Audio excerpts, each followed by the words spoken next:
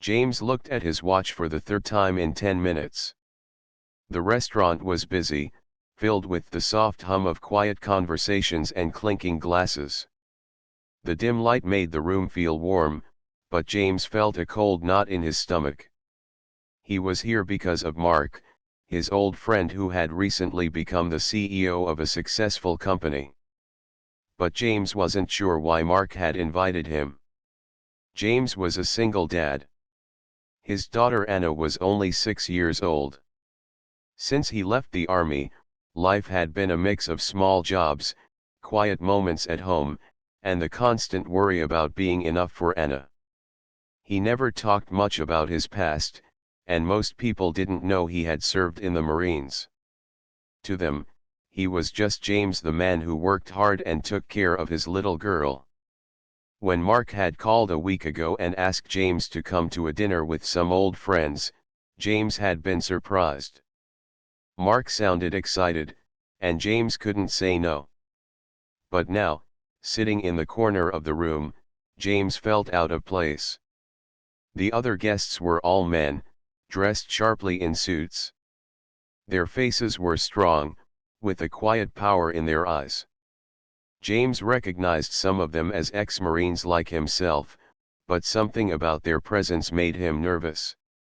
A waiter approached and poured James a glass of water. James nodded his thanks, then looked around again. The restaurant was beautiful, but the people made it feel like something more serious was happening.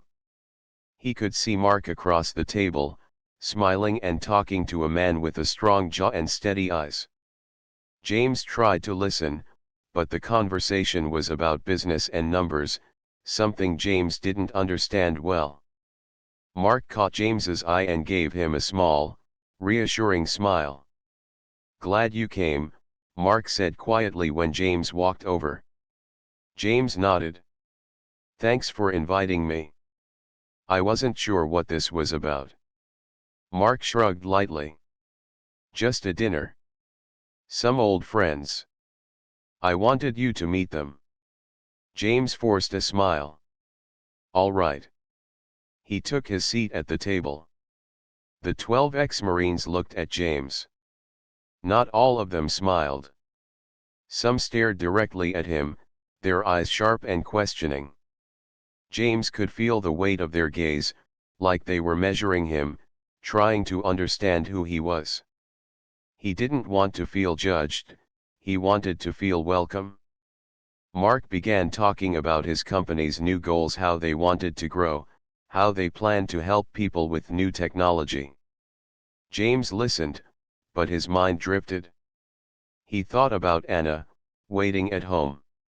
He thought about the nights when she couldn't sleep, and he held her hand, promising her everything would be okay.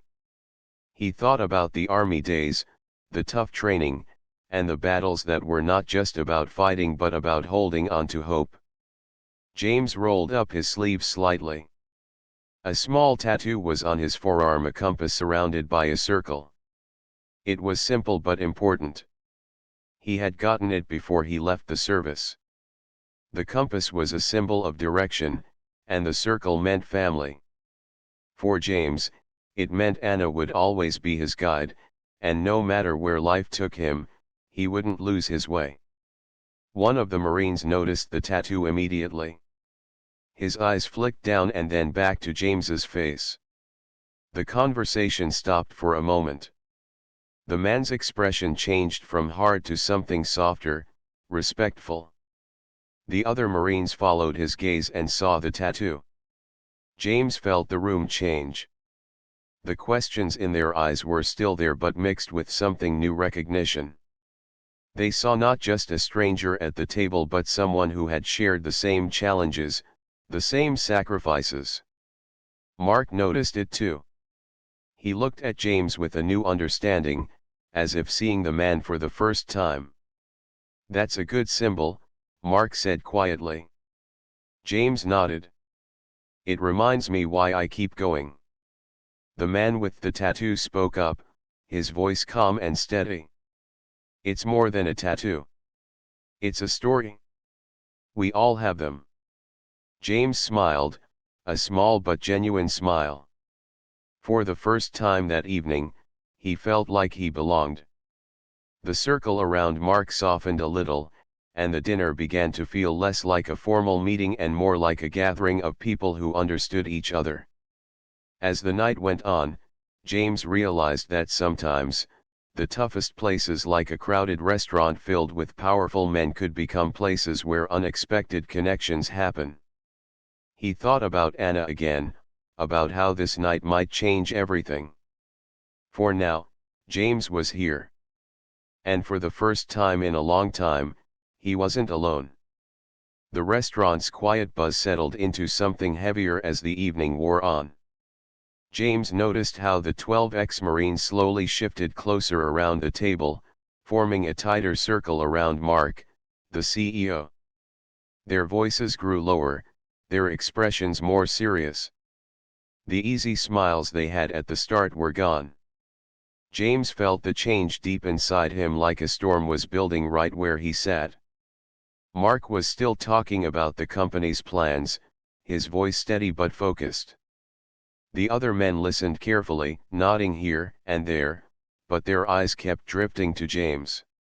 The way they looked at him made him uncomfortable. He wasn't sure if they were sizing him up or warning him silently to stay quiet. James wanted to join the conversation, but the words seemed stuck in his throat. He had spent years learning to listen, to observe, to understand without speaking too much. He knew these men had been through things he might never fully understand, and maybe they didn't want to hear his story. He shifted in his chair, feeling like a shadow in a room full of sharp lights. One of the Marines, a tall man with a calm but firm voice, broke the silence. "So, James," he said, "how's life outside the service? Raising your daughter alone can't be easy." James blinked, surprised by the question. He hadn't expected anyone to ask about his personal life. He hesitated, then nodded. "It's hard. But Anna is everything to me. She's the reason I keep moving forward." The man smiled briefly. "That's good. Family is what keeps us grounded." James felt a small warmth inside. For a moment, the cold tension melted away.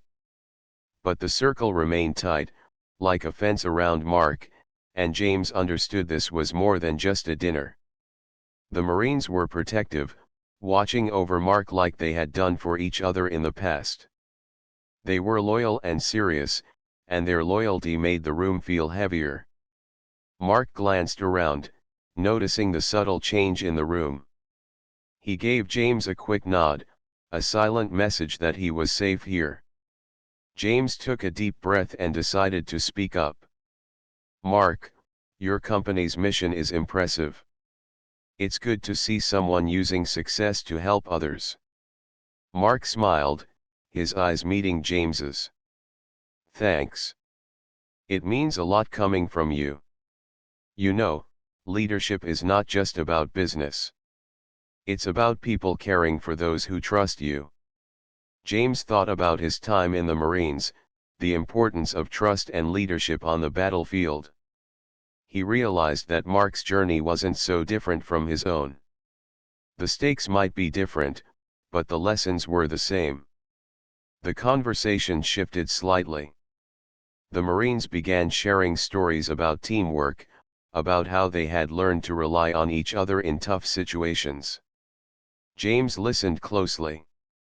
Each story was a thread in a larger tapestry of shared experience: loss, hope, courage, and loyalty. One of the younger Marines spoke about how difficult it was to adjust to civilian life after years of service. "Sometimes, it feels like the world moves on without you," he said quietly. "Like you're lost in a crowd that doesn't understand." James nodded, understanding every word. "I know that feeling. That's why I focus on Anna. She keeps me grounded. She's my home." The group fell silent for a moment. It was clear that these men, though strong and proud, carried invisible weights. James felt a connection with them, men who had fought battles inside and outside the battlefield. As the night deepened, James noticed how the Marines' stares softened. The questions in their eyes turned into respect. The tattoo on his arm, the compass with Anna's name, seemed to speak louder than words. It was a symbol they all recognized, a mark of survival and love. One of the Marines, the tallest man at the table, leaned forward and said, "Your tattoo, it's a compass, right? My father had one too. It's about finding your way, no matter how lost you feel." James smiled. "Exactly. It reminds me to keep moving, to never lose sight of what matters." The room felt lighter now, the heavy tension easing like a fog lifting at dawn. The circle wasn't closing to trap James anymore. Instead, it was opening slowly, inviting him in. Mark raised his glass. "To new friendships," he said, "and to the strength that comes from understanding each other." Everyone raised their glasses. James felt a small spark of hope. Maybe this dinner was more than just a meeting of business and old military ties. Maybe it was a chance for all of them to find something deeper, a bond beyond titles and past battles. James thought of Anna again, and how he would tell her about this night someday, not the business talk, but the people he met. The men who shared his past and believed in his future. As the plates were cleared and the conversation moved to lighter topics, James relaxed. He wasn't just a visitor here. He was part of something bigger, even if he didn't fully understand it yet. The night was still young, and James knew there was more to come. But for now, the circle had tightened, yes, but it also held space for him. The evening had moved past the formal introductions and polite small talk. Now, the conversation at the table began to feel softer, more personal. James found himself more relaxed, the tension easing like a slow tide. Still, he kept glancing at his forearm, where the compass tattoo sat quietly beneath his sleeve. That tattoo was more than just ink to James. It was a reminder of everything he had been through and everything he was still fighting for. It was a promise he made to himself and to Anna, a promise to always find his way back to her, no matter how lost or broken he might feel. The youngest Marine at the table, a man named Daniel, leaned forward and asked, "James, how do you do it? How do you keep going after everything?" James looked around the table, meeting the eyes of men who had faced their own battles, both inside and outside the military. He took a deep breath and decided to speak honestly, even though it was not easy.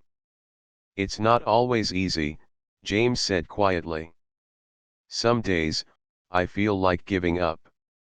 But then I think about Anna. I think about her smile, her laughter, and how she looks at me like I'm her whole world. She's my reason to keep moving forward." There was a quiet pause. No one spoke for a moment, but James could feel the weight of his words hanging in the air. The men around him were listening not just with their ears but with their hearts. Mark leaned back and said softly, "Being a father is its own kind of mission. It takes courage and strength we don't always see." James nodded. "Yeah. It's a different kind of battle. But sometimes, it's even harder than anything I faced in the Marines." The room grew still. The quiet was comforting, not awkward. It was a sign that the men were starting to understand each other on a deeper level. One of the older Marines, a man with lines of experience etched on his face, spoke up. "I lost my wife a few years after I left the service. Raising my kids alone taught me more about strength than any training I had. You're doing something special, James." James looked down at his hands, feeling a lump in his throat. He wanted to say more, to tell them about the nights he stayed up worrying, about the times he felt like he was failing. But he held back. Sometimes, even the strongest men keep their battles hidden. Instead, he shared a little story about the tattoo on his arm. "I got this compass before I left the Marines. It's a symbol of direction, finding your way. The circle around it? That's for family. No matter where I go, no matter how far I am, they keep me grounded." Daniel smiled. "That's powerful.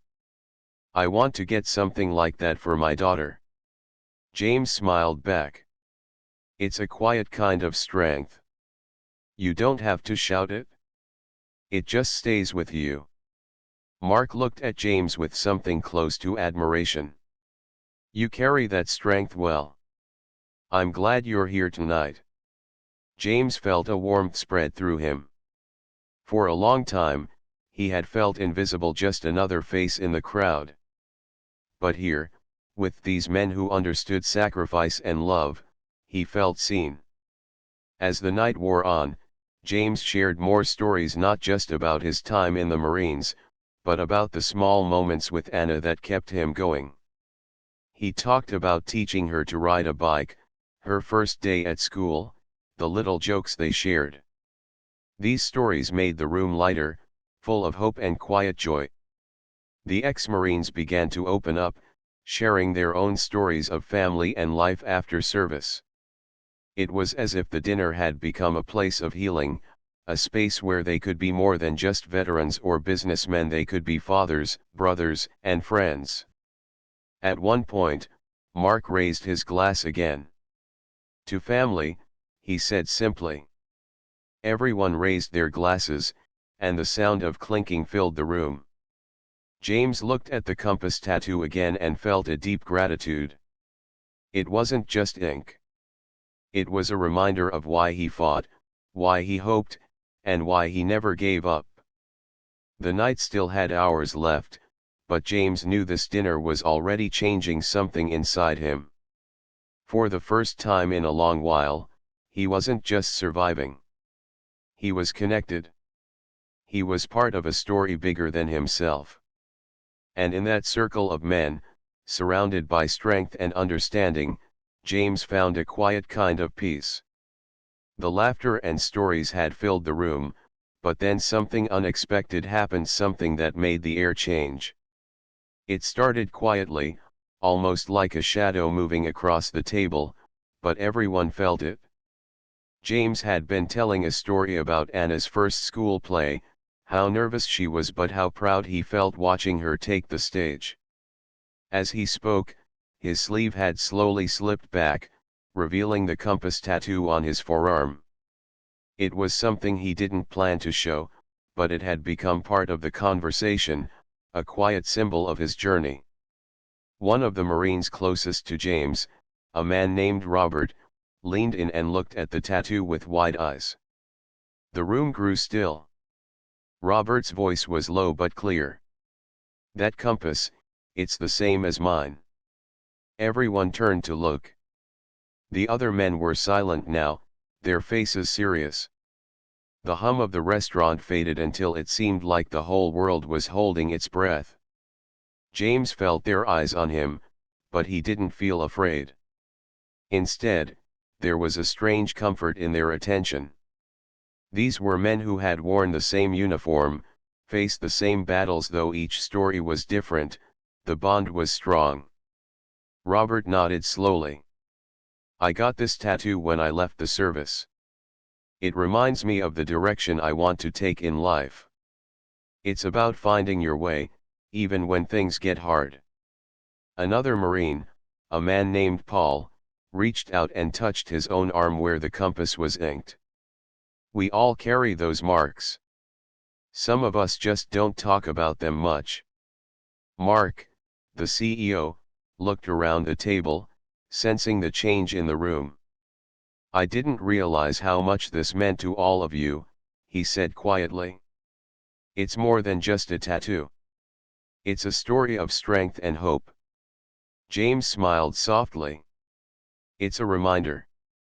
No matter what happens, no matter how lost you feel, You can always find your way back to what matters. The room was silent for a moment longer. Then Robert spoke again, this time with a gentler tone. It's hard to explain to people who haven't been there. The battles you fight don't always show on the outside. But that compass, it's like a light in the dark. James nodded. Exactly. Sometimes, it's the little things that keep you going. For the first time that night, the ex-Marines weren't just sitting around a table, they were sharing a part of themselves that didn't need words. The tattoos were symbols of their courage, their pain, and their hope. They were badges of honor that connected them beyond the uniforms.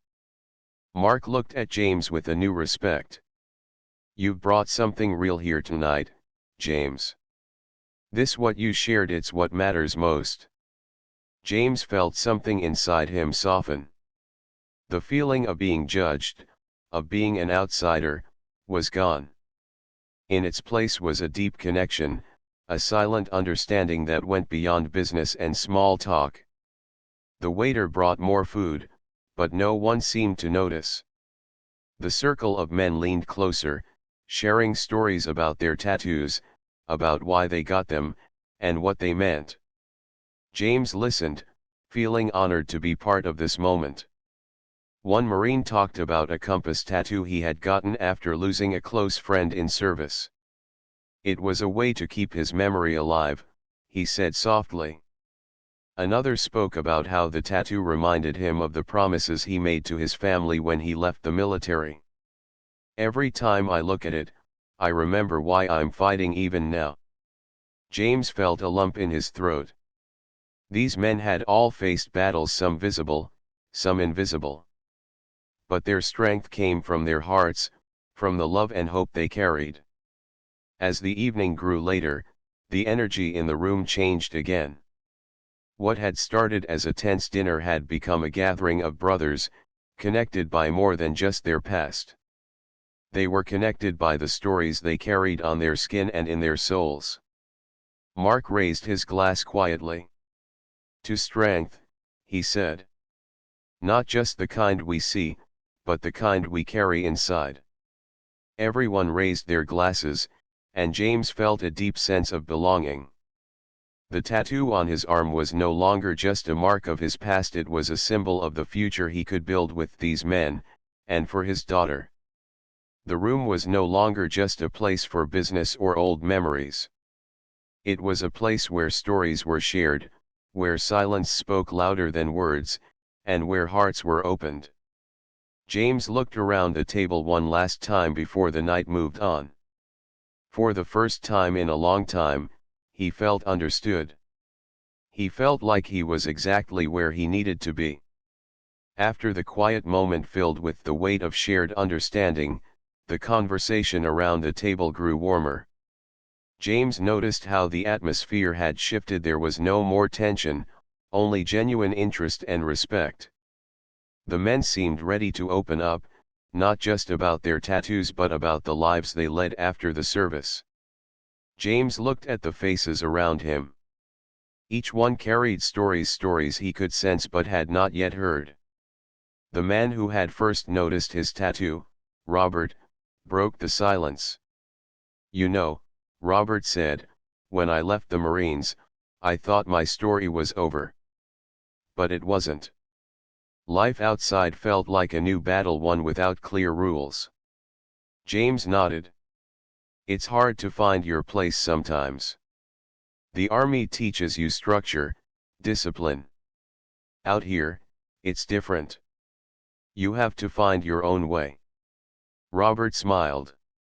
Exactly. And sometimes, that's the hardest part. Paul, the man with the quiet voice and steady hands, leaned in. I struggled with that too. After leaving, I had trouble connecting with people. It felt like they didn't really see me, just the uniform I used to wear. James felt a pang of recognition. I know what you mean. People look at you and see a veteran, but they don't always understand the person underneath. Daniel, the youngest Marine, nodded. That's why this kind of gathering matters.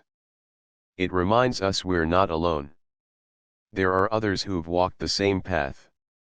The group began to share moments from their lives, some painful, some hopeful. James listened closely as Robert talked about his move to a small town to start a new job. It wasn't easy, he said. But I wanted to build something stable for my family.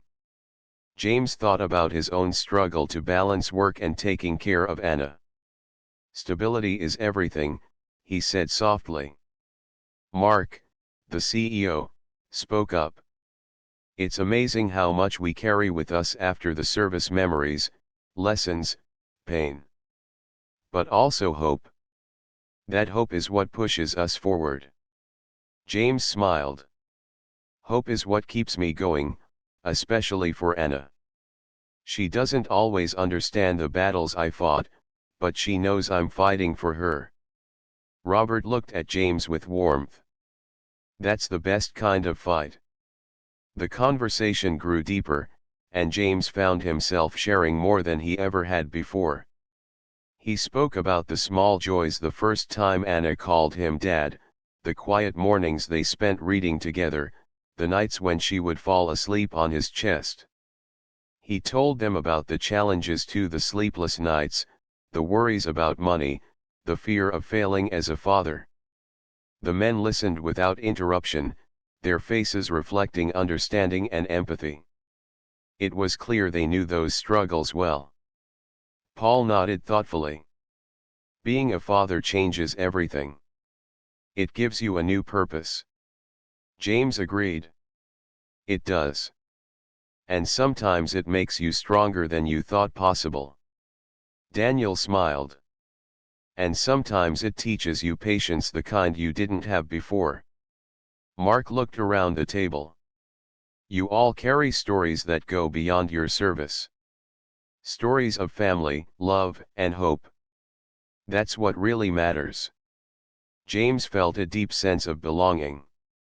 These men, who had seemed so distant at first, were now sharing pieces of their hearts. The walls he had built around himself were starting to crumble. As the night went on, the stories continued.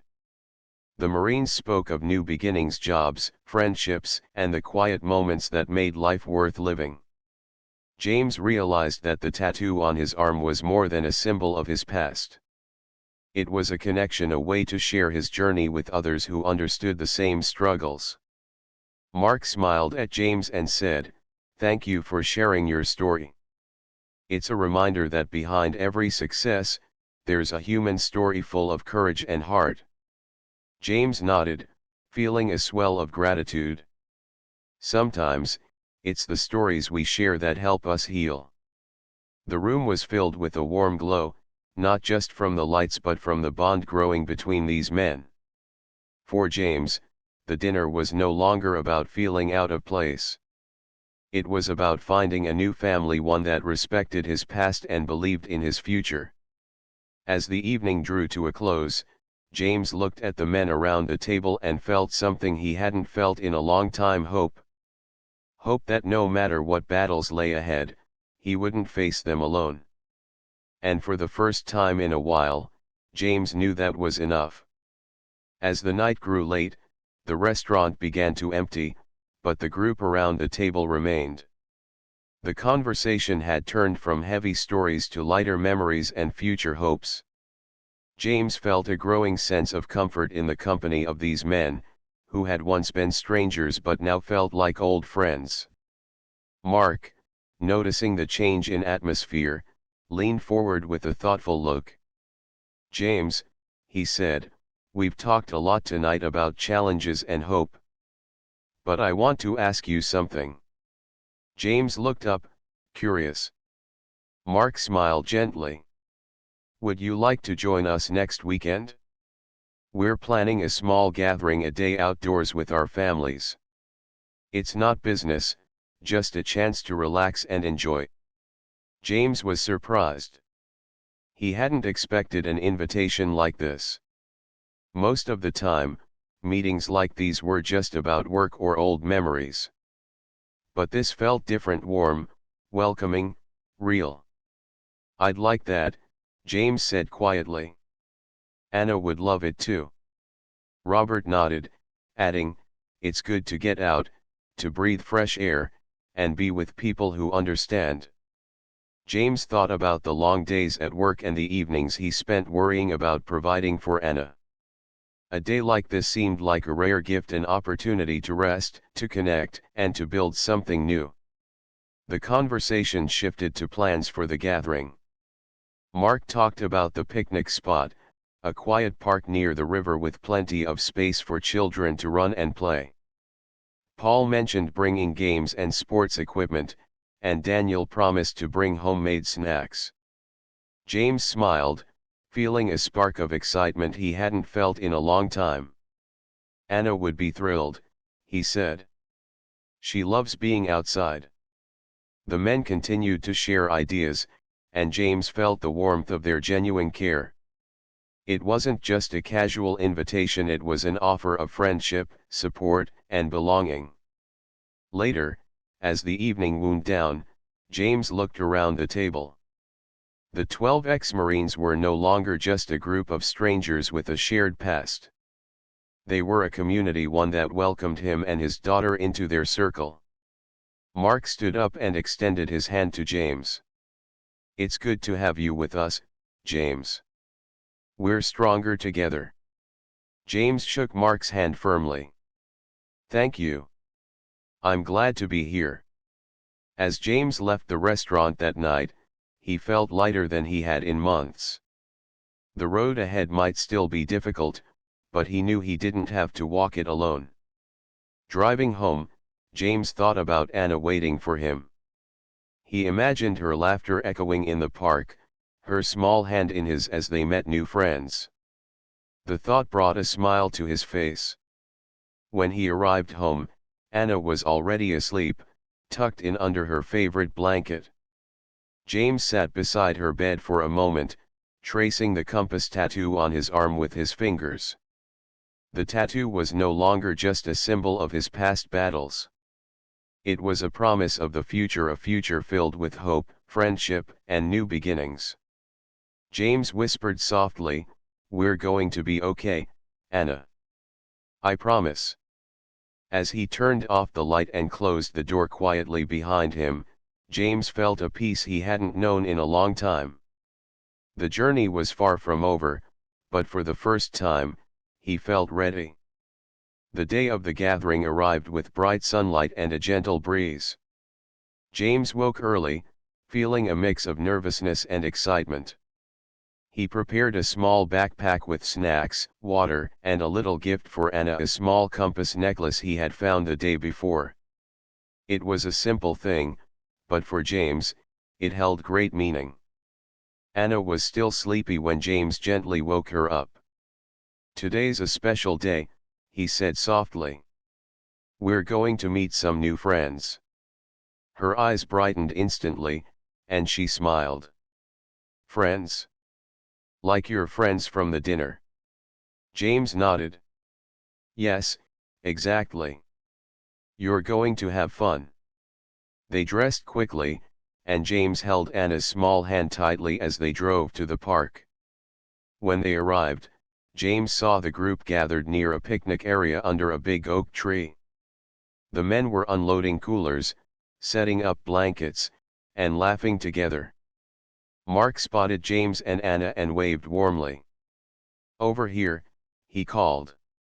James felt a surge of gratitude as he led Anna toward the group. The men greeted them with smiles and open arms. Anna's eyes widened as she saw the space to run and play. Robert knelt down and held out his hand. "Hey there, Anna. Ready for some fun?" Anna grinned and took his hand. "Yes." The day passed like a beautiful dream. Children played tag on the grass, parents shared stories, and laughter filled the air. James watched Anna run freely, her joy contagious.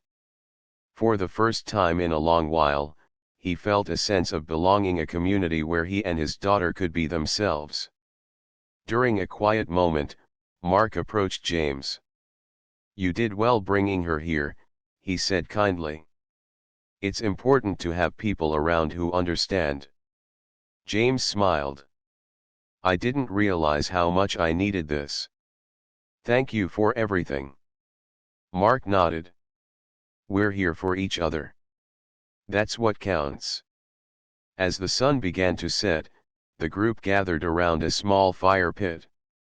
James sat beside Anna, holding her close as she rested her head on his shoulder. The sky was painted in soft pinks and oranges, a perfect end to the day. Robert shared a story about a compass he once had, a symbol of direction and hope. "No matter where life takes us, that compass guides us home," he said. James glanced down at the necklace around Anna's neck, the small compass shining softly in the firelight. It was more than a gift, it was a promise. A promise that no matter the challenges, they would always find their way together. The men around the fire nodded in agreement, their faces reflecting years of experience and quiet strength.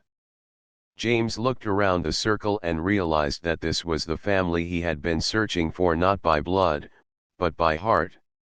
These men, these friends, had become a part of his journey, just as he had become part of theirs. Anna yawned softly and looked up at James. "Thank you, Dad. This was the best day ever." James smiled, feeling a warmth spread through him. "Thank you, Anna. You make every day better." As the fire crackled and the stars began to appear, James knew that the road ahead might still hold challenges, but he no longer walked it alone. Together with his daughter, with these friends, he could face anything. That night, as James tucked Anna into bed, he whispered once more, "We're going to be okay. We're just getting started." And with that promise, a new chapter began, a chapter filled with hope, strength, and the quiet power of connection.